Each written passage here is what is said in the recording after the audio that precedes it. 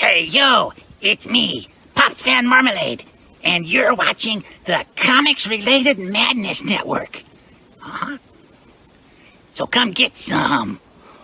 CromCon. CromCon. Hey, we want to shout out to our sponsors, Daytona Beach Comic Con. If you are a fan of comic books, if you're a fan of comic book conventions, and if you like meeting comic book creators and getting comics and comic-related stuff, then you need to make your plans to attend Daytona Beach Comic Con this year.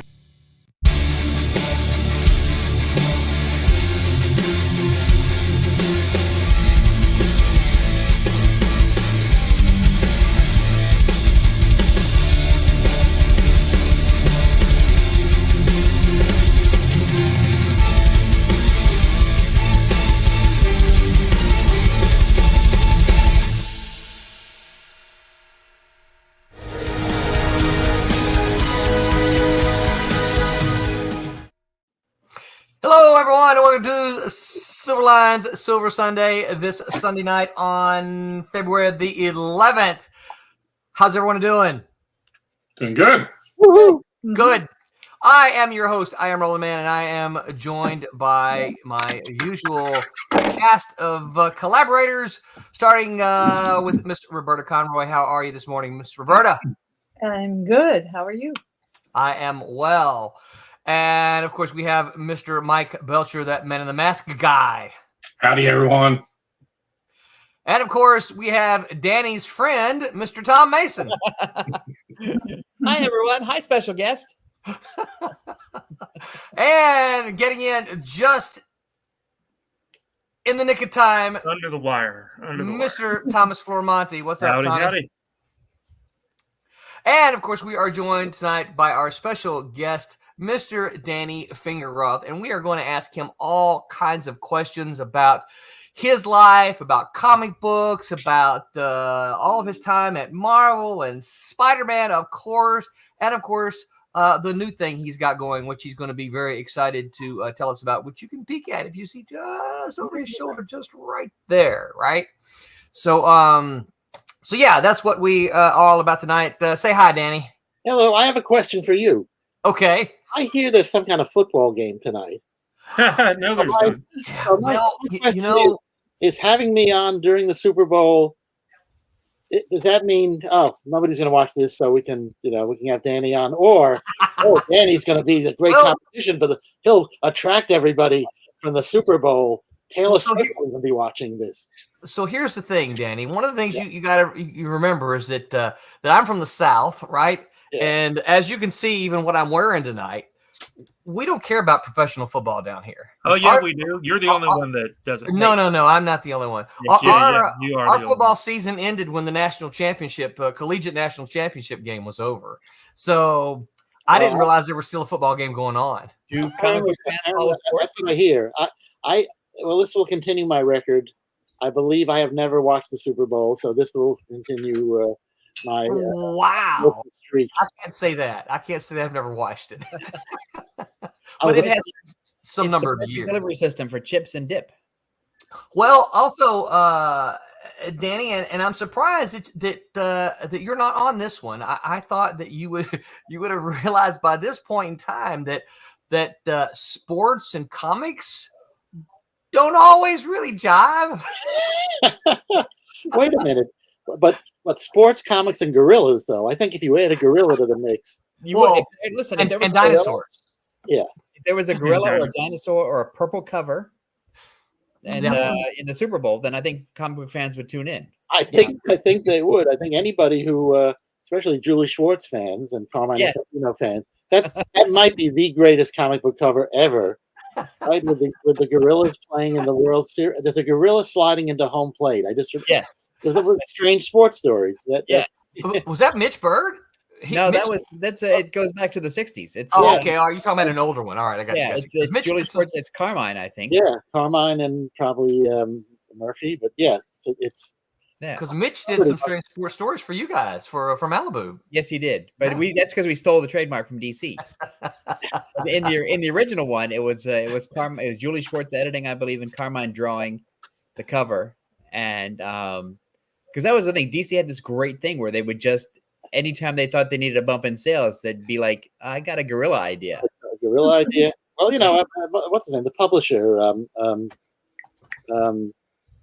the son of the founder, Donenfeld? Erwin Donenfeld. I think they had a book, where they kept track of what the sales of the various covers were. And as Tom was saying, if you had a gorilla on the cover or a purple background, and I think sometimes if somebody somehow if somebody had their brain transferred into a jar.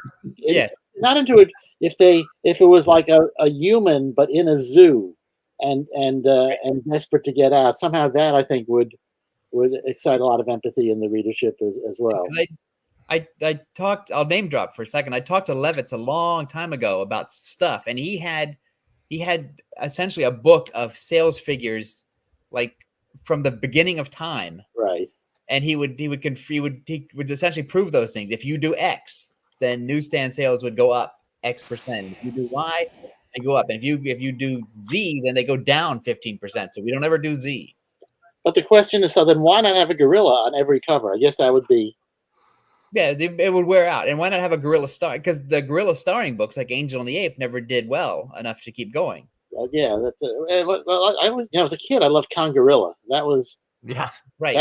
That had all of those. I don't know if it had purple, but it had a guy who could switch brains with a gorilla. I mean, with a golden gorilla. Every kid's dream. Something about it. Although he never got his own magazine. Kongorilla just was always a backup feature, but right. It was often the better feature. What was it, Adventure Comics or Action? It was one of those. Yeah, It was Adventure. Adventure. Yeah, well, it's no Space Cabbie or. We've already got a couple comments here. Madness Network says, "Hey, yo, what is up, Pops? Thanks for stopping by." Rob Davis is in the house. Rob Davis says, "This Missourian is watching Silver Sunday and not the Chiefs and Taylor Swift.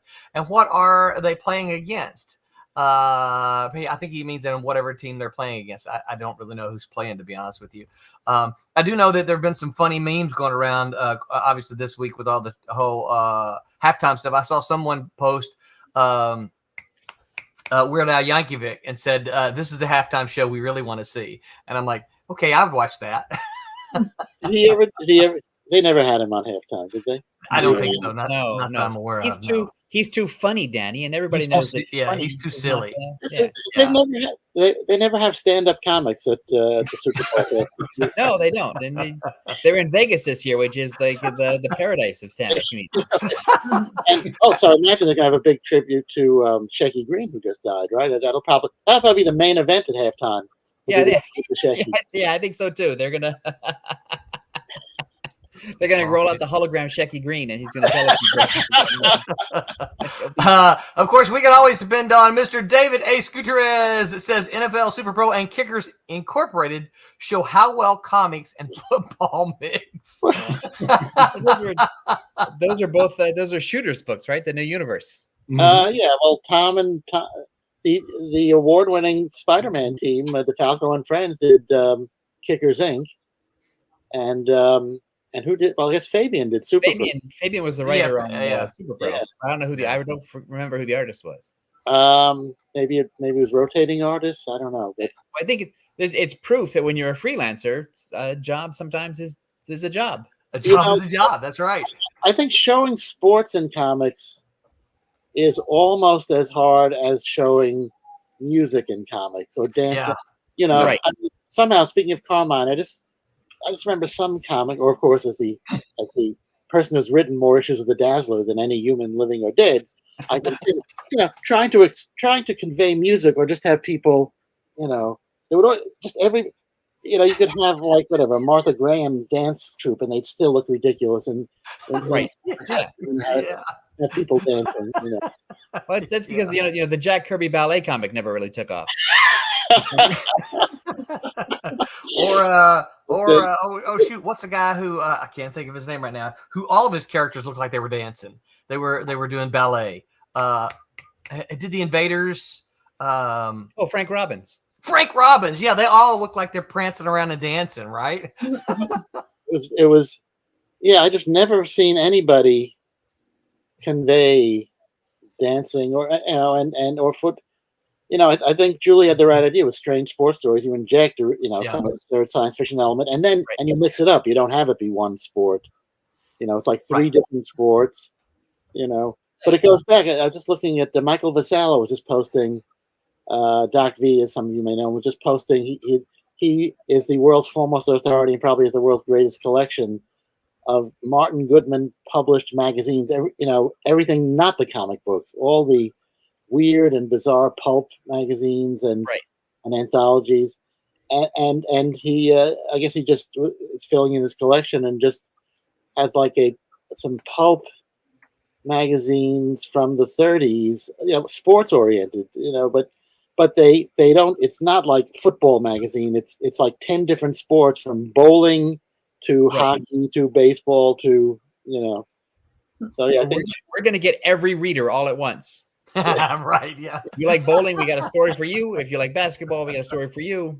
Well, that sounds like what a lot of manga does, right?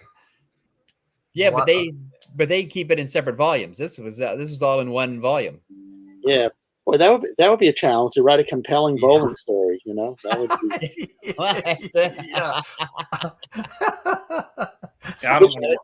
It's the people that make the story, Danny, not the ball. That's right. It's really a human story. Which bowling ball is really a time bomb? That's right. That's right. See, now that sounds like a Julie Schwartz Carmine story. Right. Which bowling ball has the finger holes with the flesh-eating bacteria? That's. Oh no, a spare. So tonight's all about you, Danny. So I'm always going to start the questions and let these guys think about what they want if they don't already have their questions ready. But I'm just going to kind of go back to the beginning. We're gonna find out Danny Fingeroth's origin. Tell us, if you don't mind, where you're from and what your first introductions to comic books were. I am from a small island off the northeast coast of the United States, Manhattan Island. Yeah, that's a tiny one. Bounded on all sides by water. Very rarely are able to get off to the mainland. The Bronx. I don't think there's any way to get off. You're still there. I'm still there. Exactly. I'm born, raised, and live in Manhattan, which, as I say, makes me the most provincial person you will ever meet. But that's where I'm from. This is a question I get a lot. What's my first comic? I was a big fan of Popeye the Sailor cartoons. I guess that was in the repertoire of baby boom local New York TV stations. And so I loved Popeye. And so my parents would buy me Popeye comic books. That's my first memory. And then my cousin Steve Pizer, who, if you're from the Providence area, you might have had some gum surgery done by him, but otherwise you probably wouldn't know. But I always am sure to mention my cousin Steve was a comic fan. I remember him. I guess once he knew I liked them, giving me a lot of comics. I remember an adventure comic starring Superboy, where he had lost the ability to fly and he was inside of a box kite that his father was somehow they thought that they could fool people, that if they put him in the kite, no one would know that he had lost the ability to fly. That Jonathan Kent. So that was the beginning. That was the beginning. I mean, so it was the prime DC Silver Age stuff. Julie Schwartz and Mort Weisinger, the Mort Weisinger Superman, the Julie Schwartz Flash. And I remember buying Sad Sack comics. But I didn't. I was not into. My main genre was superheroes, unsurprisingly, and I would buy humor comics, Popeye and Sad Sack, but I was never particularly interested in Western comics or science fiction. Something about the superhero fantasy really appealed to me, and I was there. I did not have Fantastic Four #1. Okay. I had Fantastic Four #2, which I bought at a used magazine store, for 5 cents because it was used. So who would pay full 10-cent price for it? Other people, No, of course not. That's right. So I was in Somebody probably wrote their name on the cover of it too. That's right. no, I don't think so. I think they probably knew they were going to flip it, and just take a 50% loss. So I was very early in the Marvel revolution, and I was the perfect age. And so if I was like 8 or 9, I've been reading comics since I was 5. Then I've been reading comics almost half my life. Yeah. I was totally jaded, and this Marvel thing came along. I mean, unless I think some of you were there, but unless you were there, it's hard to describe what an impact those comics had. Right. Yeah. So go ahead, Tom. So if you've been, how are you able to afford to live in Manhattan then? Are you in a rent controlled $20 a month apartment that dates back to the 50s? Yes, that is exactly. He lives on the street. He's trying to tell you. Yes, my mother moved into the apartment I grew up in 1940, and she moved out feet first in 2010. So somewhere in that period, I was born. So you are exact, Tom. You're New York real estate. Yeah. Yes. Because if you left New York, you could never get back in at the current prices, right? There are ways to do it because I do not live in the apartment I grew up in. So I've had some real estate adventures, and I kind of. Yeah, I don't need to go into detail, but yes. He doesn't want to tell you. I got it. But yes, I know a guy. Let me put it this I way. know a guy that knows a guy. I'm as close to New Jersey as you can get without being in New Jersey. Right. So are you saying when the wind blows the right direction? I'll You're just in stop. New Jersey. Yes, you can. Jersey, you can smell Jersey from. Listen, I'm in no, Canada. I can smell Jersey from here. Right. Also, the other thing, Tom, is that yes, so you did hit the nail on the head. I did grow up in a rent-controlled apartment, but in the late '60s, in the '60s and '70s, none of my suburban relatives were jealous that my family lived in Manhattan.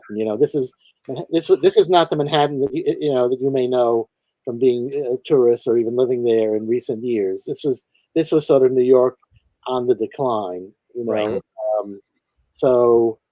And I mean, even as a young adult, I was able. There were still up until maybe 1980. There were, if you were willing, even if you didn't have a rent-controlled or rent-stabilized apartment, there were still trade-offs you could make. You could live in a really crappy building, or now I don't think there's anything in Manhattan that's really like that. But in my young adulthood, there were still deals to be had if you're willing to sacrifice. Water. If you're willing to have a bathtub in your kitchen. Unlike your Flushing relatives, toilets, yeah, anything. I'm very jealous that you live in Manhattan. So it's ironic that I do, because as a kid, what you want as a kid is to get out of your hometown, right? I mean, so my hometown happened to be Manhattan. So as a kid and a young adult, my one requirement for college was that it not be in New York City. I had a very low bar for where I go. It was like, it just has to be. Whereas other people go, well, my one requirement for college is that it be in New York. Mine was, I just got to do that, Right. So it's and then like people do, I graduated college. I had a filmmaking degree from the State University of New York in Binghamton, which is 4 hours away. It's midway between New York and Buffalo, I guess is. But you're on the train line. No. Binghamton was not on the. They stopped. No, it was on the bus. It was on actually many episodes of Twilight Zone took place at the Binghamton bus station because Rod Serling was from Binghamton. Okay. Also, he's probably the most famous person from Binghamton. So when you went to college, then you didn't go to college with the idea of working in comics. You went to college with the idea of becoming a filmmaker then? working in film, or to give me credit for having an idea or a goal. I appreciate that. I appreciate that assumption, and I won't contradict it. No, I loved comics, but and again, this may be familiar to some of you. I reached the age where people outgrow, comics at the same time that Jack Kirby left Marvel. So I'm not sure. There was a certain feeling I had that Okay, I'm done. Like, well, that I don't know if it was me or them, Yeah. but because I look at stuff when I was a teenager, I was, I was on the literary magazine in my high school. I know you'd be shocked about that, and I developed other interests, underground comics and movies. But it seemed to me that the comics that Marvel was no longer fresh and had lapsed into formula. When I look at those comics years later, I go, well, they're very professionally done. Right. And certainly highly competent, talented people, but they had lapsed into formula, not unlike the Marvel movies and TV shows now, Yeah. Right. Yeah. So, but so that happened simultaneously. And I guess in a way, the Manhattan thing, so I degree in filmmaking, came back home like you do after college, which was Manhattan. Oh, what do I want to do? I don't have a clue. I mean, I had some ideas, but I thought, gee, it might be fun to work at Marvel Comics. And the entire investment was a subway token. It was like, and I knew somebody who knew somebody who could get me in there on an informational tour. And that's what I did, and that led to me getting a job. What's interesting is that I didn't say, "Gee, it might be fun to work at DC Comics." That, even though that would have been the same subway token, it never occurred to me. You could have done both tours the same day. Well, as someone who remembers the comics during those periods, DC just wasn't exciting. And I know Mike might want to throw hands with me there, but I remember looking at him and going, I had friends who read some Batman and some Superman, but I'm like, yeah, those are just not exciting to me. You didn't see the Gorillas. But I had really missed the Gorillas, yeah. Well, but Marvel then had the Super Apes. That was the Red Ghost. That's right. Yeah. Which were what an insane. But you're kidding. Also, there was a big ape on one of the, I think just before Neil Adams did the Avengers, around issue 92, 93, something like that. Was one there big ape when they went to the Savage Land? Well, look, when you think about it, there's not that big if you squint and you look at Kongorilla and you look at the thing, they're kind of the same silhouette, right? I mean, big orange character. So I mean, it's fun. It's fun. Again, I've done similar interviews, and I think it's been useful or interesting. I think what I tended to do in my life was aim myself in a general direction. So it's like, all right, I knew since I was, very young that I was going to try to do something creative-y, something that involved making stuff, and and it would be visual, and it would have words and images, So, obviously at Marvel, I met people who, from the time they were, 5 years old, knew they wanted to work in the comic book business. Certainly, when I was a kid, I wanted to be Jack Kirby, because if you're a comic fan, what else would you want to be? Right. I mean, even as interesting and personable a figure as Stan Lee made the Stan Lee that Stan Lee invented for the comics was somebody I enjoyed reading about, but and reading what he wrote, but the guy who drew it was always sort of that was an early ambition, and I drew as a kid. I drew all the time. One of the great, this may tie into my attention span issues. But when I was a kid, I took the famous artist test on the back of the comics. Right. Yeah. Rob Binky. Believe it or not, I passed. I'm shocked. And they sent a salesman to our apartment, and the guy. Now, of course, once again, I lived probably within walking distance of half a dozen world-class art schools. But it's like, no, I'm going to have this guy from the famous artist school come. I'm going to try for the one in the comic books. What is the famous one? Well, it's right there. It was famous in the name. So, so my parents said, the guy did the pitch, and my parents said to me, well, look, I think it was like a Friday or Thursday. The guy said, my parents said, think about it over the weekend, and if you still want it Monday, we will let you enroll in the course. Well, by Monday, my attention was, somehow my focus had been lost.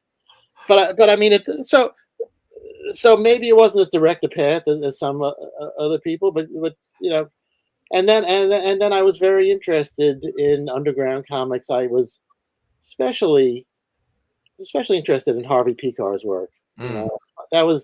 That kind of, he took a little piece of like what Crumb did and made it into like a whole genre of of autobiographical and memoir and comics. So I was kind of, after several years of not being so much into comics, so I went on the tour of Marvel, and that led to me, I think like 6 months later, getting my first job in comics. I was Larry Lieber's assistant in the British department, which was that seems to be the entry point for a number of people. Well, it was a good, it was this offbeat thing where Marvel, I sometimes think it's just because Stan's wife was British, because otherwise I don't know why, but there was a weekly British comic market. 2000 AD was the most popular thing they did, but Beano, right. And so somehow Marvel, probably in the early 70s, because it was in place, right? But Tony Isabella, Scott Edelman, a lot of people went through there. But Larry had just come back from Seaboard, Atlas Seaboard. Right. That was Martin Goodman's Spike company that he hired. He hired one of the Lieber brothers. Stan was not available, so next best thing. Right, I got Larry, who I'm still in touch with to this day, actually. And I'll tell you about that in a minute. But anyway, so Larry, I think there were some insiders who wanted the job, but this is always my advice for job seekers, which is when you go for your job interview, make sure you have masking tape, not just on one side of your glasses, but on both sides of your glasses. Because that must have done the trick. We had about a 5-minute interview. Larry hired me, and this was the summer of Sam. The blackout, the summer of Sam.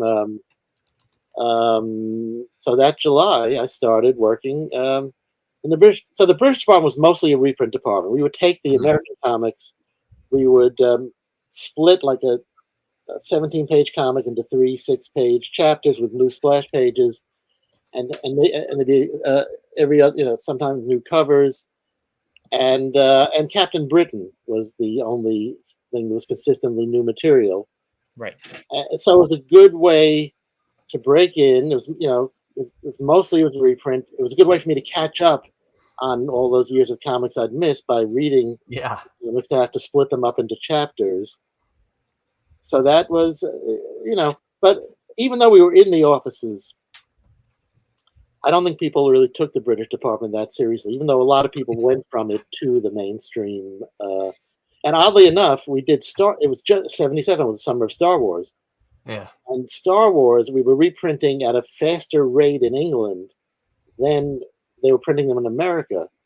So I ended up being the de facto assistant editor on Star Wars as well, assisting Archie Goodwin on Star Wars, because we were putting out the equivalent of 2 issues a month in England because it was so popular there.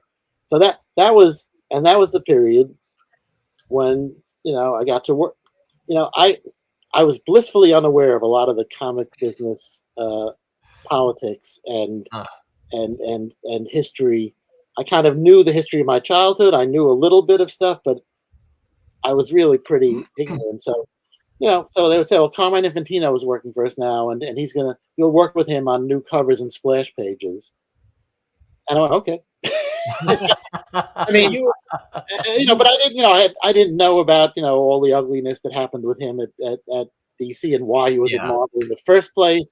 I was just I was starstruck enough to be going, holy crap, I'm like telling Carmine Infantino to do stuff and he's doing it. Right. So you were starting in the business at the same time a lot of the older generation were sort of still there but transitioning out, right? Yeah. Well, I mean, it took them another 5 or 10. You're right. Right. People. I was working with Mike Esposito, Carmine Infantino, Frank Giacoia,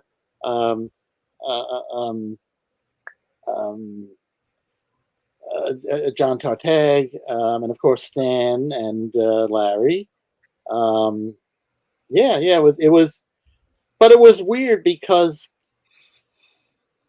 they didn't see themselves as stars, because comics was still this second-class business then. Disposable medium, right? Right. Disposable medium. I mean, it was really weird, when you think, because to me they were stars because they were the names from my childhood, Right.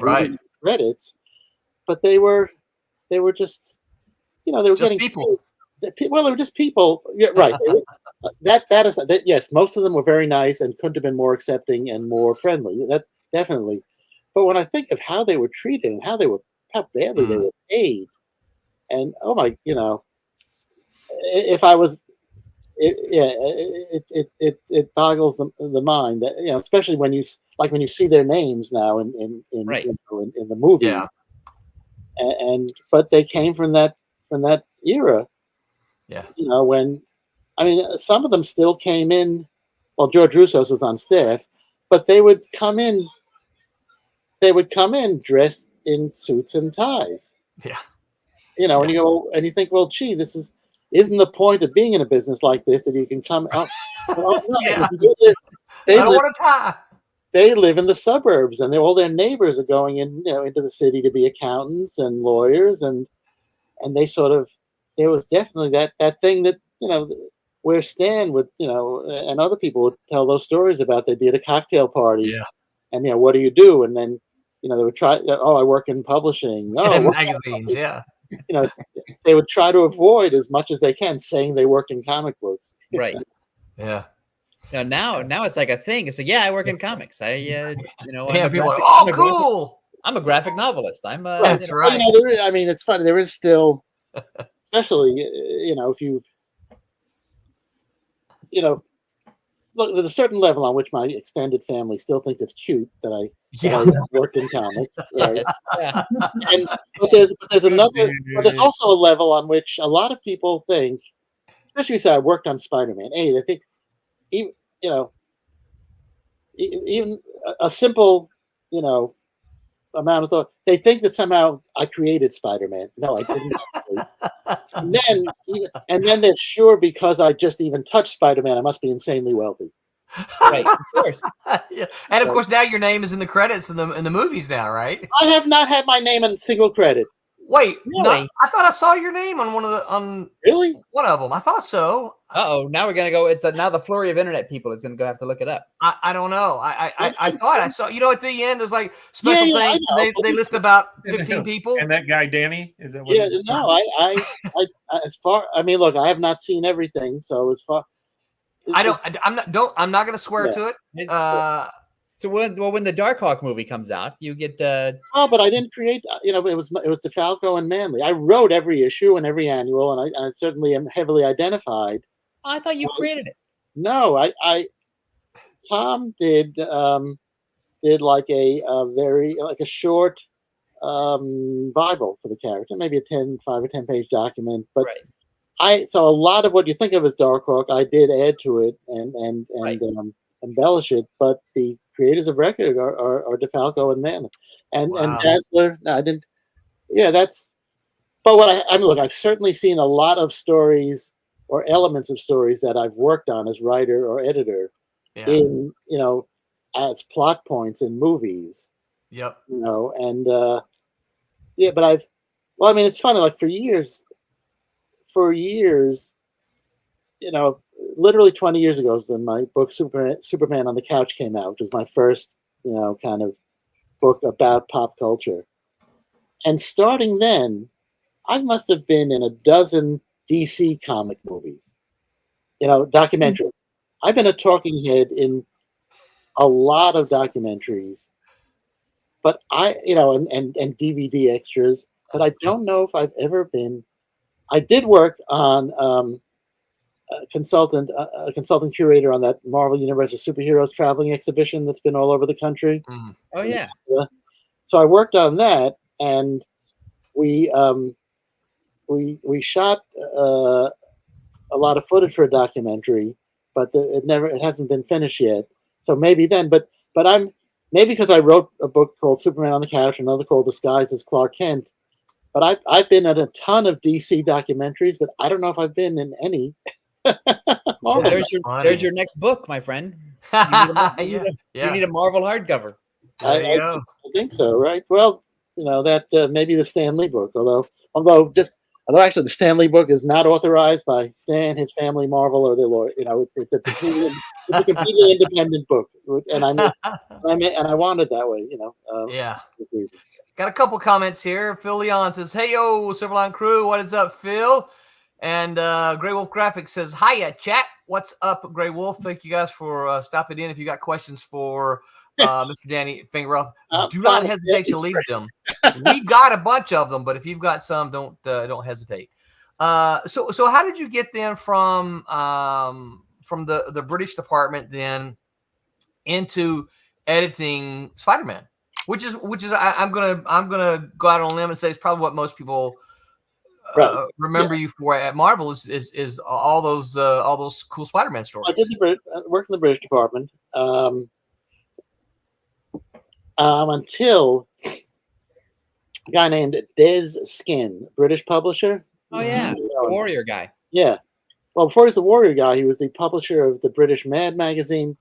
Des Skin came to Marvel with this wild proposition. He said, maybe people from the Bronx, Brooklyn, and Queens should not be the ones doing the British books. Maybe actual British people should be doing the British books.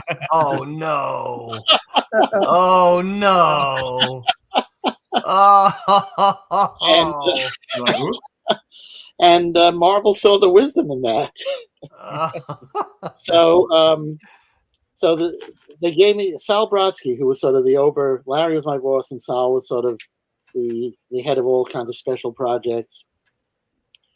And Sal said to me, "Danny, tell me when we should disband the department. When should we fire everybody?" Yes, Danny, you're the newest one here. When should we? I did what he probably knew I would do, which was I padded it a little. I added a few weeks to keep people employed as long as I could. But after about a year and a half, that happened, and so Larry was at that point doing was drawing and I think writing the Hulk newspaper strip. Right. So although he and I still stayed in the same room, the same windowless room at Marvel, until I saw a room with a window, and then I grabbed it for him and me. But so Larry was, and then I became a shared assistant. They kept me on what I call the Danny Fingeroth Memorial job. They kept me on as a shared assistant between Sal Brodsky and Jim Shooter, which was interesting because they were not best friends. And you're in the middle.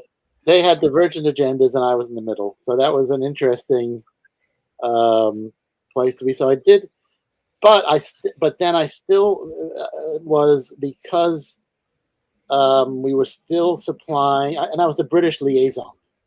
So mainly that was Star Wars, because we were still producing the Star. So I became the assistant editor on Star Wars, and then so that lasted about a year, And then Jim expanded the editorial line. He hired Louise Simonson, who was then Louise Jones from Warren Comics, Right. and he just like assigned me to be her assistant. I mean that, and luckily we got along really well, but so that is what. So I sort of got into the. Oh, and then while in that interim year, I think Marvel must have had some arrangement with advertisers that they would have their ads printed in a minimum number of comics per month. Right. Oh, and so they had a quick. That's when they added that reprint line of like half a dozen fantasy masterpieces, Tales to Astonish. Yeah. So I was the editor of those reprint books. So if you have those and you wince at the couple of pages we had to cut out because the page count was down to 7, I'm the one to blame for. And then I spotted some of those in Marvel Super Action. Right, Marvel, yeah. Yeah, reprinted the Avengers. So so there was a lot of different. There's always a lot of different kind of editorial related jobs to do. So until and then I became Louise's assistant on an insane number of books. We had the X-Men books and the Conan books and Battlestar Galactica and Micronauts and a bunch of special movie projects. So that was my shift into mainstream editorial. As Louise's assistant, and then at a certain point in the rotation, I think Tom DeFalco was promoted to be executive editor, and he had been the one, I guess, he and Jim, who for the first time had all the Spider-Man books with one editor. Up to then, they'd just been scattered, right, among different editors. But Shooter, I think, was kind of in a way emulating what had been the DC system, although even where each character, I don't even know if DC did that. Anyway, each character family. They moved them over eventually so that they were a group. So there was a Superman group editor and a Batman group editor. But that wasn't miscellaneous second tier superhero editor. But even they weren't. I mean, they had the editorial families, but they didn't. But they were more about the personalities of the editors and who their favorite freelancers were, as opposed to the characters. God forbid. Correct. So under Tom, it had started where they actually had all the Spider-Man related titles under one editor, and so I think I was kind of in line to be promoted, and the Spider-Man books came open, and that was the beginning of my relationship with Spider-Man. Wow! Now, how long were you Spider-Man editor? There were two phases. Okay. I did it for about a year and a half in the 80s. Then I went freelance. I was a contract freelancer for several years. And I thought, well, I will never see those Spider-Man books again. I wanted to try. I wanted to see what being a freelancer would be like. It was interesting. But yeah, that's a good word for it. Yeah, but I thought I will, especially just as I left, is when they started giving editorial royalties. So I thought, well, this is Spider-Man. I will never see this again. And then I came back on staff in '89, and I think that was when Carl Potts was promoted to an executive editor position. So I got Alpha Flight, Cloak and Dagger, Moon Knight, a couple of other books like that. And then one day, I just thought, well, I'd walked away from Spider-Man. I'll never see those books again. And then I remember I was having I was having an argument with Tom about something. We'd just been having this ongoing argument all day. And not you, Tom, but Tom DeFalco. Tom DeFalco. and he calls me into his office, like late in the day, and I think, well, he just wants to continue this argument and whatever, And I said, yeah, what? And he said, I got 3 new assignments for you. I go, what? He goes, Amazing Spider-Man, Spectacular Spider-Man, and Web of Spider-Man. I go, what? I was like, oh, okay. So I got them. I got the books back, and eventually I got the book. The book that we in the office we called the Adjectiveless Spider-Man, which was the Todd McFarlane book. Right. and then that grew. You know, it was during that big boom of the early '90s, and so then it became the Spider-Man group, and I had editors that reported to me, and you know, and so I was there. That was from like 90, the very beginning of '91 until I left in '95. You know, and that. So yeah, you know, but you know, a lot of people, and no reason, you know, since they're not me, they just look at it as one continuum. But they were Right. Went freelance. But you know, and it's funny because you know, again, Tom is one of my best friends to this day. The other Tom. Tom DeFalco. And you're nice too, Tom. Listen, my feelings aren't hurt. It's okay. But that one, you know, he ran an office where you could argue with the boss, you know, Yeah, and right. you know, it was just fun. It was just fun because I just remember that day. It's like, oh, what does he want now? You know. So what is an editor of Spider-Man's family titles? What does that look like? What do you do? Because we have an understanding of what an editor does, but what is a Spider-Man editor at Marvel with a group of titles? What does that look like? Well, you got this one character, but he has to carry, you know, well, at its peak, we were putting out, I think, 17 Spider-Man related titles every month. In other words, miniseries, annuals, specials. Right. Oh my gosh. You know. So there are the 4 core, you know, it's Amazing, Spectacular. At that point, it's Amazing, Spectacular, Web, which I came up with the name for. Thank you very much. Excellent. It's a great name. Spider-Man, and then Adjective, you know, just Spider-Man. Right. So you know, you want to subtly, it's the same guy and everything's happening in the same timeline. Right. So sometimes you want a crossover between all 4 titles, which is challenging in its own way, especially if you're dealing with 4 different writers.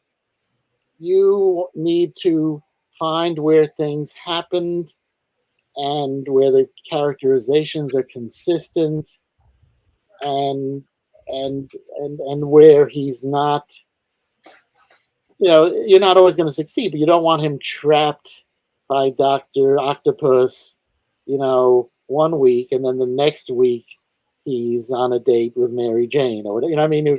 Right. You know, it's inevitable that things will happen where you can't get it perfectly. You know, you want to have it both ways. You want to have it be a seamless story, you know, and yes, you kind of subtly want to get people to buy all 4 of all 4 of the core titles, but you also know that because it's a legacy title, that more people are going to be buying Amazing than will be buying the other titles. Right. But yeah, you try to maintain a consistency, and then if you are working with 4 writers, then you have to, you know, how to, you know, whether it's one continued story or 4 separate storylines, how do you keep the everything? How do you keep all the plates spinning and the characterization consistent and the relationships consistent? So that's and then because it's Spider-Man, you're also reading, you know, animation scripts, and you're also reading any guest star scripts that he's in, right, in other people's comics. So a lot of it is, you know, so a lot of it is basic editorial, which is just playing, you know, policeman.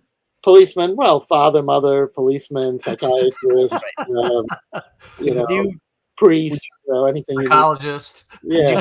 Would you take pitches from the writers, or do you develop core ideas in the office and help the writers out? Ooh, that's a good question. You've read a comic or 2 in your time. You know, I've worked with people. Well, you do. It's both. You know, I mean, my threat always was, if you guys don't come up with good stories, you have to go with my shitty stories. You know, I always tried to go. I always went into a meeting with a fallback idea, you know, just in case. And boy, oh boy, that's a. I would say the plot line. I came in with that round robin storyline, which had Moon Knight in it because I've been editing Moon Knight, and Right. somehow, and that we needed like a summer. Spider-Man, Amazing Spider-Man came out every 2 weeks in the summer, so we needed something, and then I just did this. Let's do this. We'll have a lot of guest stars, the Punisher and Moon Knight and 12 other. And I called it Round Robin because it was a subtle. Because I think Robin, the Robin miniseries was very popular at the time over at DC, so I called it Round Robin. And it was sort of circular. And then the other one that not all the writers loved was I was the one who came up with bringing back Peter Parker's parents. And making that storyline where it wasn't really their parents. Spoiler alert for a 30-year-old story. So, Right. But it seems like, and again, I'm looking at it from a perspective of an office worker as opposed to a freelancer. But if you have to come up with 500 Spider-Man stories, pretty much you're going to get to everything. Like you're going to bring in aliens, you're going to bring back their parents, you're going to bring back the Skrulls, you're going to bring back whoever. Well, you're right. B, of course, in the modern era where writers are very conscious of not giving away their best, what they think are their best ideas, right? In a work for hire situation. Yeah. But look, the thing about Spider-Man and about the Marvel universe in general is that the characters and storylines generate other characters and storylines. That's part of the appeal. Yes. Yeah. But you're right. Somehow I got him. I just thought, just having kept up with Spider-Man since my first go round as editor, and I just thought, nobody's done anything with the parents since that annual, and I get why, because it was, it seemed even as a kid, I have to say, it seemed kind of like, okay, if Peter is supposed to be this everyman, and now you're telling me his parents are James Bond, Mr. and Mrs. James Bond, it just seemed like, but I mean, there it was, we had it, and it. Whatever, was going through my mind in my, personal life as well as my reading life was just like, wow, here's this guy who's been an orphan from the first day we meet him with this, and he's full, literally his origin, which is all the best origins, a trauma origin. So here's another trauma origin. Right. His parental figure is killed. But what about his actual, anyway, so I say those are the two main ones that I kind of, just kind of exerted my editorial authority. And not every, maybe you've read interviews with one particular writer who really hated the idea and had some very... it's the internet. Everybody hates everything. Yeah. That's true. There you go. But very often, I remember there was a story, I think it was a Vulture story that J.M. DeMatteis and Sal Buscema did, and I think at the end of it, I don't know, somehow there was a story where at the end of it, Spider-Man, it might have been one of Black Crow. Was that a character, a Native American character? I seem to recall that. Yeah. Yeah. I think the Black Crow. Somehow in that story, Spider-Man got scratched with a poison claw by a crow, and somehow I just said to them, DeMatteis, or he said to me, one of us said, "Oh, that could, a whole other story could take off from there." So if you're lucky, if you're kind of cooking with your right, with your writers and the artists, then the ideas generate them. If Peter Parker is a very relatable character, so yeah, somehow ideas, the ideas come. But you're right, at a certain point, right, everything's been done. Right. Well, you start to feel like Roy Thomas going back through the All-Star Squad comics to find out what the characters did on a Tuesday that was never addressed. Well, the difference is, I think that when Roy when Roy in the 60s or 70s would go back to a story from the 40s, the odds are he was the only one who would remember that story. Right. Like, yes. Yeah. But with since the advent of the Marvel Age, any story was somebody. Well, there would be a large part right. of the audience that would. And as evidence, Mr. David Ace Gutierrez said he thinks that might have been Puma, who you're talking about. That story. No, I think it No? was, I have not looked at the story for about 25 years, but I think so. It could be, but I just remember a crow. I think you're right. I think Puma was in that storyline. I think that wasn't. Puma was in that story. We've learned to rely on Mr. David Ace Gutierrez when he starts giving us facts. I think Tom has before said it's time for the history checkers. That's right, because we're not. This may surprise you, but we're not historians here on the show, and we're Hey, speak for babbers. yourself. And we're just So before we move on to the next thing, Tommy, Roberta, Mike, y'all have any questions? I'm just enjoying this. Yeah. I've got one. All right, fire away. How'd you get involved with Will Eisner, like with the week and the studio and all that? Well, that is a good question. Yeah. I'm just a big Eisner guy, and like I said, I've enjoyed what you've done over the years for the week and just in general with the conversations with Oh, thank other you. Well, people. actually, I have what promises to be an amazing Will Eisner Week thing that I'm doing online. Will Eisner Week is in March, around what would have been Will's birthday on March 6th. After Marvel and after a few internet startups that I worked with and on, I was once again a freelancer, and one of the things I started doing was writing books, and also putting out a magazine for tomorrow. It's called Danny Fingeroth's Right Now magazine. right. If it worked for Kurt Busiek with Astro City, why can't it work for? You got to put your name in it. That's it. That's building a brand. That's right. Yeah. I was. So, so along the way, so that started my road of being a comics historian and pop culture critic and whatever the hell I am. And so one thing I started doing was giving talks about comics history and figures in comics history. And one of them was I started talking about Eisner, giving PowerPoint talks about Eisner. And I had met Jules Pfeiffer when I was researching disguised as Clark Kent. So I knew Jules, and so it all started coming together. And then I guess the Carl and Nancy Gropper, who run the Eisner Estate and the Eisner Foundation, they came to one of my talks. I could be getting the exact details on, but they came to one of my talks, which I think was a different one than the one when Pfeiffer came to one of my talks about Eisner. When I started talking about the story 10 minutes, what's 10 minutes in a man's life? Oh, yeah. And I'm blabbing away and pontificating, and Jules raises his hand and he says, I wrote that story when I was 17. Wow. And I said, you know what? I'm going to sit down. And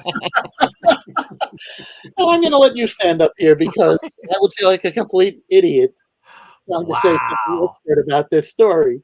But I got involved with comics history, comic studies, and this was just, I think Will Eisner Week has been on for like a year. They had one or two venues in New York, and they said to me, we want somebody to kind of run this Will Eisner Week and expand it, to expand, I think partly to sell Eisner graphic novels, but I think more importantly to maintain his legacy and to maintain to grow the awareness of graphic novels. Don't forget, 50 years ago, graphic novels weren't quite what they are today. So my class exists because of the term graphic novel. Yeah. So that started it, and just to pat myself on the back, I helped them grow it from 2 events in New York to like over 100 events worldwide, and including online. And even during the COVID, we had, you can find the WillEisner.com, a lot of pre-recorded interviews and talks with people. So the mandate is it doesn't have to be specifically about Will Eisner. It could just be some graphic novel topic to which you would append the Will Eisner, or the Will Eisner Week event. And we just have so what I'm doing on March 5th, I was reading about a book by Nicholas Meyer, who directed a bunch of Star Trek movies. Yes. And wrote a bunch of Sherlock Holmes pastiches. Well, one of them was called The Adventure at the Peculiar Protocols. And it's a debunking of the horrific Protocols of the Elders of Zion, which was a completely fraudulent anti-Semitic document. And I'm reading a quote from Meyer in which he says something like, I didn't have the heart to really read, in detail all the various editions of the Protocols, but my research was greatly helped by Will Eisner's The Plot, the story of the Protocols of the Elders of Zion.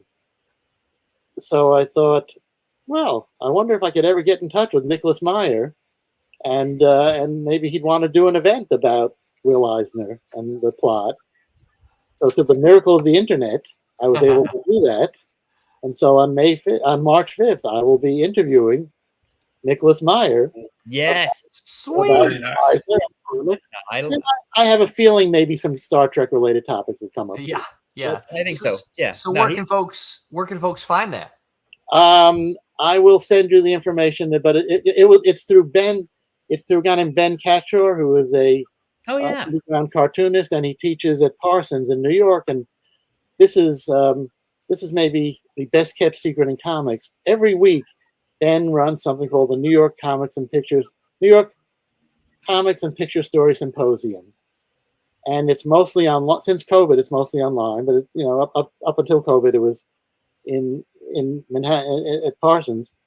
But it's just this incredible lineup of people, mostly about comics and graphic novels. Some stuff that's not quite directly. But every year he gives us a slot to do an Eisner Week thing on Eisner Week, oddly enough. And this year, so I'll be doing that. So it's the New York Comics and Picture Story Symposium. But Roland, I'll send you the link. Yeah, do that. Yeah, please do. I'm a big Meyer fan. Okay. Well, good. You at the Q&A, you can ask him all the stuff that I'm I'll ask him all the nerdy crap that will make him roll his eyes. Not you again, kid. In episode number 13, can you? Yeah. I read one of his non-Sherlock Holmes novels, which I think is called Moving Target or something like that. Before he became Nicholas Meyer. Right. When he was just when he was just a writer. Yeah. I read his first novel, so I should probably read that to prepare for this. I'm into continue the cliff notes. It's a great sort of Washington D.C. Who can you trust thriller, and you read it. If you read it now, you'll look and go, well, this is 1,000 movies that have been made since, but back then it was still it still seemed fresh. Yeah, and I'm reading he has a memoir called The View from the Bridge. Not to be confused with the Arthur Miller of View from the Bridge. This is The View from the Bridge. Well, I don't think Arthur Miller wrote for Star Trek, so I think this would be not as far as not under his own name. And like me, Nicholas Meyer is from Manhattan, so that's. I'm shocked that all you Manhattan guys get together. Actually, I've already found. I need to. I've already found just in starting to read it, like 2 people. This is like New York. One of the Hollywood, one of the directors he knew. I think the guy's brother was my eye doctor for a while, and then an editor who I think ultimately rejected a novel of his, though, was my upstairs neighbor. So yes, that is, so that was very weird. Well, on the topic of books, anyway, you got it. That's how the Will Eisner thing started. Sorry. On the topic of books, you've got a new book that you have been pretty busy promoting, and there's a couple of questions we have waiting here. But can you tell us what is the new book and tell us a little bit about it? About Jack Ruby. 12, right? Yes. You look like you had a question mark there for a minute. I'm like, Roland's there for you, Danny. Thank you. Not even without cue cards, I would have figured that out. About 12 years ago, because there is sort of a comics graphic novel connection. But I was never somebody obsessed with the Kennedy assassination, although I was 10 years old when it happened. You know, if you do the math, you can how old I am now, but I'd rather you didn't. But about 12 years ago, leading up to the 50th anniversary of the Kennedy assassination, I wanted to do, I was looking for a project to do. And I was in touch with Howard Zimmerman, who some of you may know from Starlog, some of you may know from his work for Byron Price. I worked for, after Marvel, I spent a couple of years working as an editor at Byron Price. And I forget which came first, but someone said, "What do you got?" And I said, it's coming up on the 50th anniversary. Maybe there'll be a market for a graphic novel about the Kennedy assassination, which I'm interested in. I just wasn't obsessed. And okay, what do you got? And I started doing research in a way that I hadn't. And if you know my books, you know that I have an interest in interesting Jewish American figures. Going from Stan Lee and Jack Kirby, right, to to the comic creators. I wrote a book called Disguised as Clark Kent: Jews, Comics, and Creation of the Superhero. Yeah. A lot of these guys were from the same background as my parents, as my aunts and uncles, as me. So it's sort of, okay, here's Jack Ruby. Oh my God, this is really a greatest generation children of Eastern European Jewish immigrant story gone horribly wrong.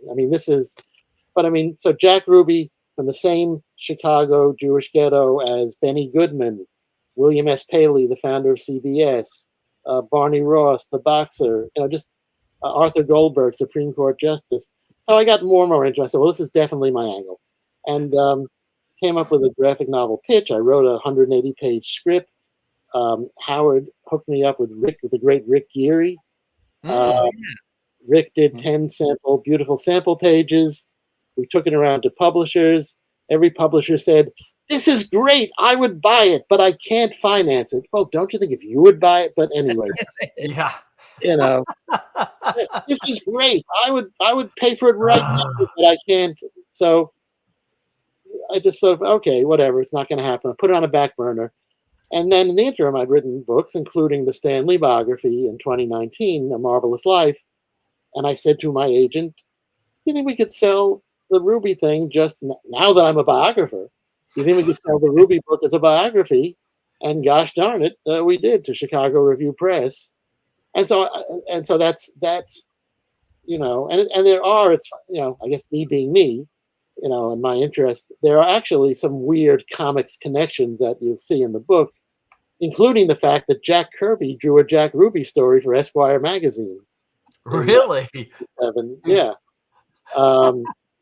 Which anyway, so I had to do a lot more research and so I decided to write, had the deal and had and a deadline, which is actually the writer's friend in a lot of it, but especially a deadline because this was now coming up on the 60th anniversary. So I realized early on, and possibly a spoiler alert, I did not solve the mysteries of the Kennedy assassination. All right, I'm out. Thanks, everybody. See ya. All the end of your book. That's it. So, but when you write about it, everybody. Look, you have to have a certain amount of arrogance to write a book about anything. And then when you're writing about the Kennedy assassination, not to trivialize the Kennedy assassination, but the only thing that I've come across that's nearly as controversial as the Stan Lee versus Jack Kirby, who did what, is the who did what in the Kennedy assassination. There is a frighteningly similar pushback you get. So I thought, okay, so if you're arrogant enough to write a book, you really do think, I bet I can solve it. I bet I'll put some. And then early on, I went, okay, I'm not that smart. There are too many rabbit holes. There's too many stories. Okay, so what am I going to do? I will tell the story of this really interesting, bizarre guy who, because he was in show business with the strip club, but he also owned country western clubs. So, in case people don't know, Jack Ruby's the guy who killed Lee Harvey Oswald. Right. Okay. If there's anybody, And of course, Lee Harvey Oswald is the guy who killed Kennedy. So, well, allegedly killed Kennedy. yeah, okay, all right. We didn't solve that, Roland. I'm sorry. I apologize. We're still researching. So Ruby, because he was in show business, Jack Ruby, the last person to give regular work to Hank Williams Sr. Right? Really? Jack Ruby. The people who show up in this book include Hank Williams, Mickey Mantle,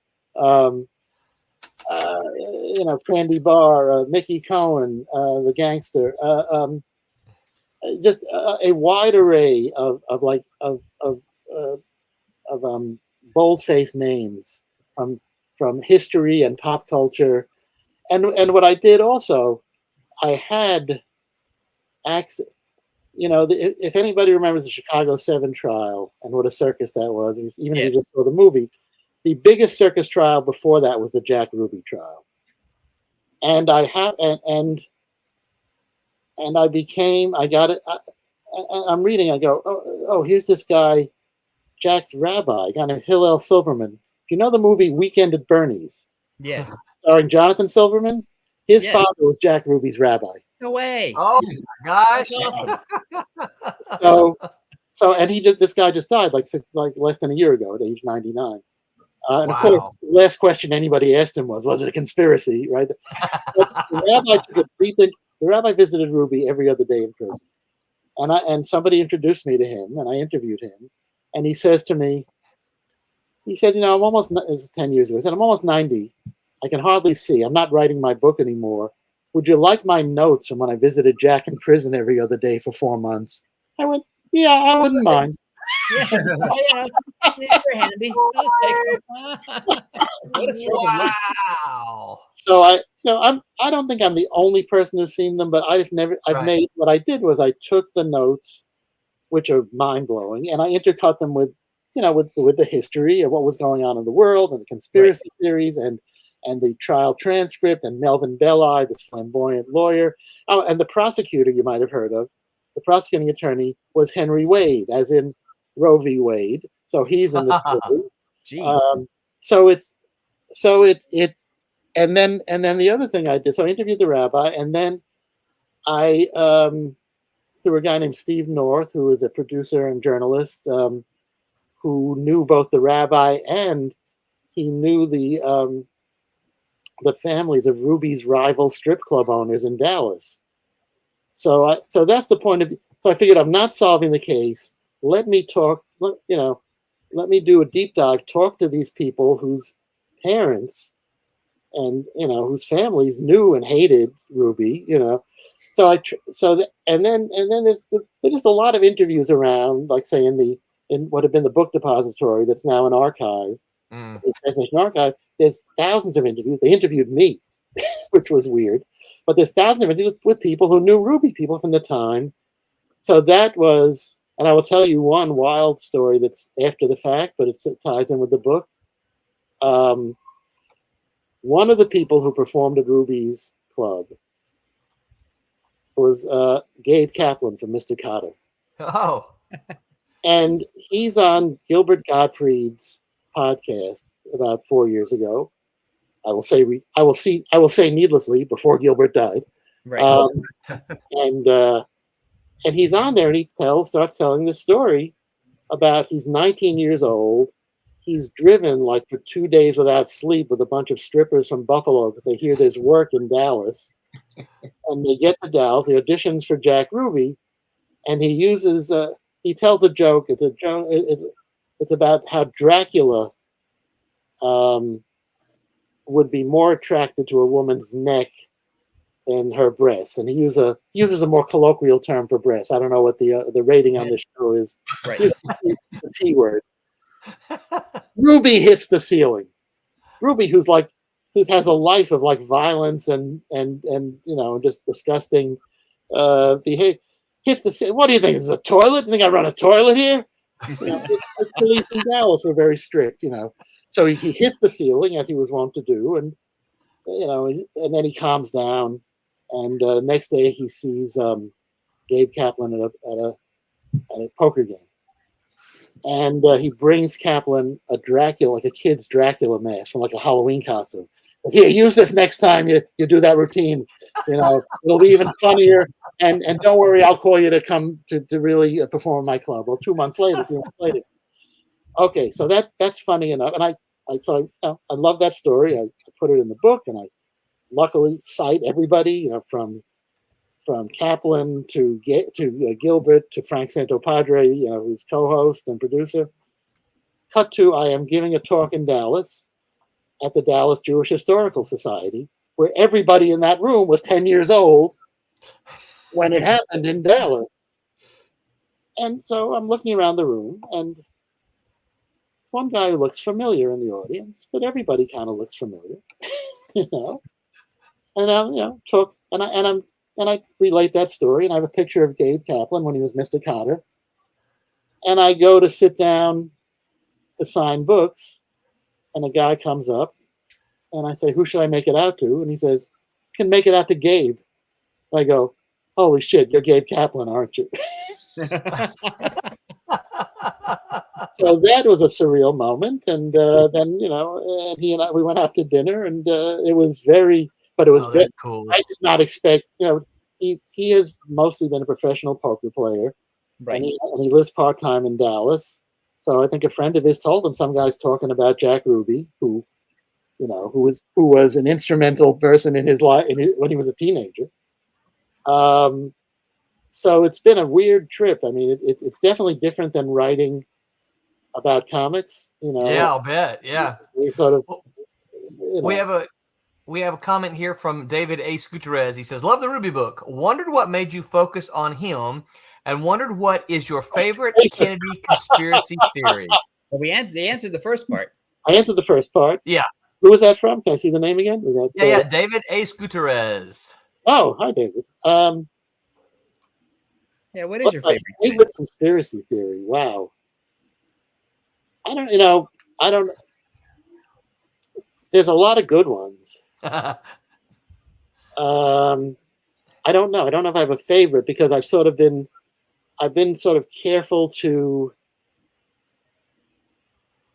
give voice to them, or some of the less, what I think are the less crazy ones, while I call myself agnostic on it. I don't want to, which it gets me into trouble with people on both sides. People who are 100% convinced the Warren Commission. Come on, pick a side. People 100%, convinced.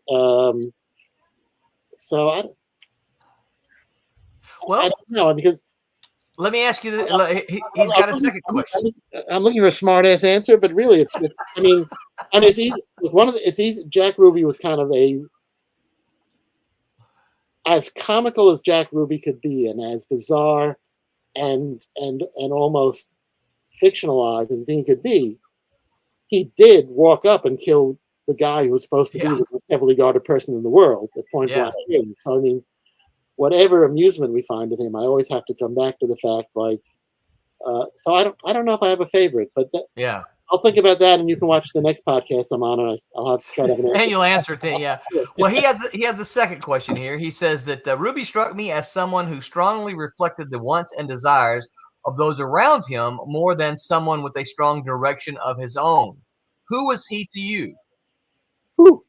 He was to me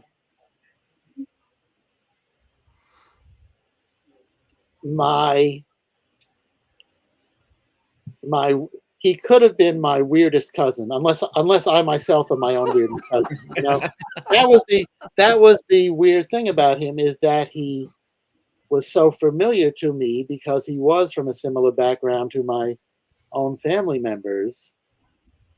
So that thing, he did like to please people. He was, I think he was involved in surviving. The thing about both him and Oswald is that they both had long histories of mental illness. They were nuts. Whether they were lone nuts is, of course, the question. Yeah. But they both. So he was a fascinating figure because he was simultaneously familiar to me and yet totally alien to me. I sort of, Jack Ruby types. There's a weird way. I went into it very naively, Yeah. I think in some way, I almost thought of him as a more violent Ralph Cramden. If you look at the way he's built and he moves, he trained as a boxer. His best friend was Barney Ross, who was a famous middleweight boxer. So I almost at a certain point thought of Ruby as that, as almost a Jackie Gleason. Yeah, I after researching, then you just realize, oh yeah, he was, involved in much more sinister and horrible enterprises. Right. But he also could be as many stories that there are of Jack Ruby like beating the shit out of somebody and then going, oh my God, what am I doing? In some kind of fugue state. There are as many stories of him being generous to people and literally giving blood. So it, somebody at a recent interview I did ask me that if he hadn't killed Oswald, what would have become of him? That was a question I'd sort of thought about, but not until that person articulated it in quite that way. Yeah. So, I think his agenda was survival. And I think he wanted, in some weird way, he wanted to be in show business. There's a picture that I just knew I had to have in the book. I didn't have a big photo budget or any photo budget, but there was this one photo of Ruby kind of in a ta-da kind of, like a singer ending a song, Right. It's him next to a 12-year-old black kid who went by the professional name of Little Daddy Nelson. And Ruby was managing him until a second mother showed up and claimed she was the kid's mother. But so Ruby had these show business dreams. He would act as his own MC and tell jokes. So, he wanted to be known and loved and maybe famous, but famous in that kind of showbiz way, and he was sort of, he was a real character around town. So yeah, but I think ultimately survival, economically, and survival with his own inner demons.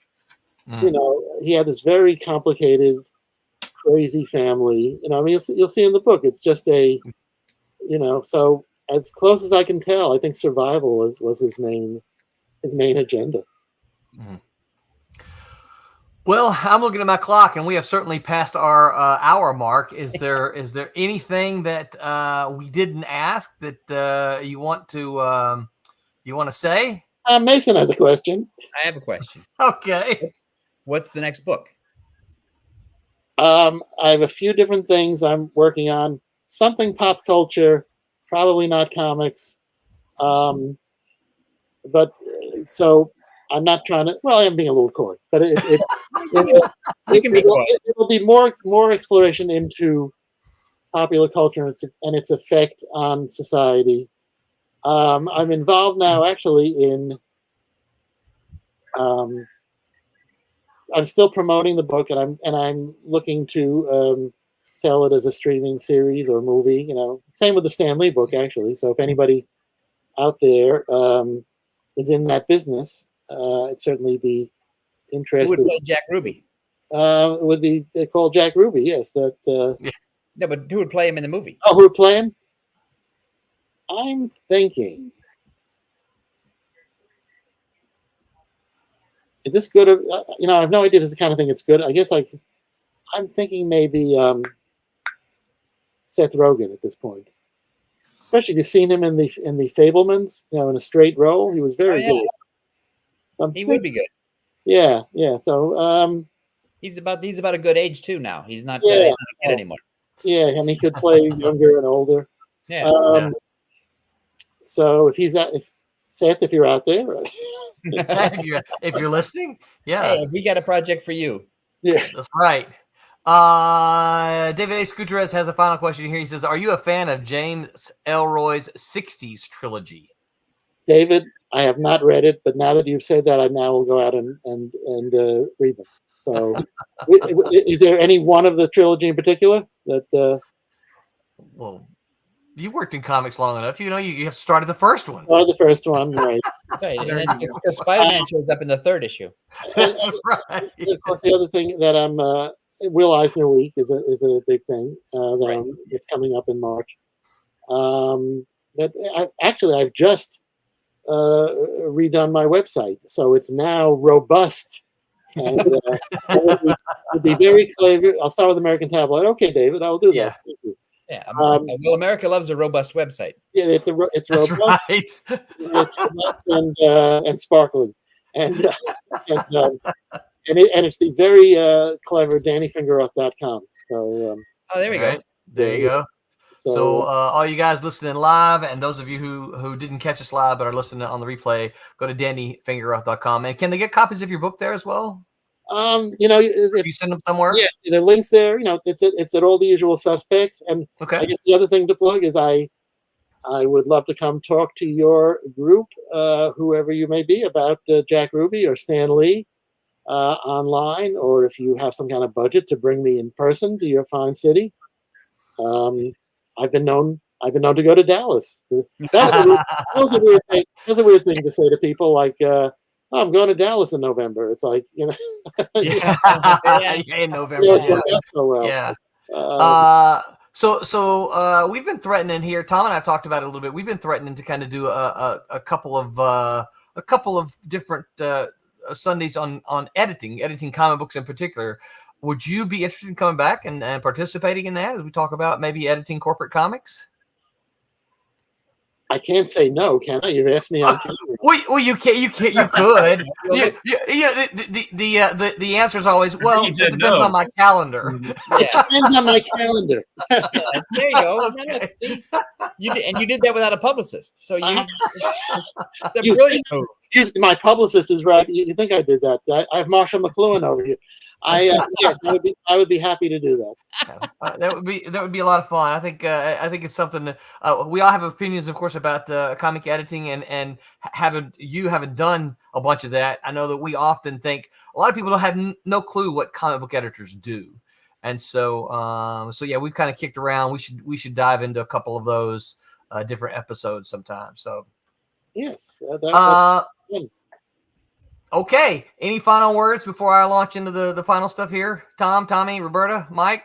It's been great. Well, It's been great seeing Danny. I always see Danny Great once a seeing- year now. What So a pleasure.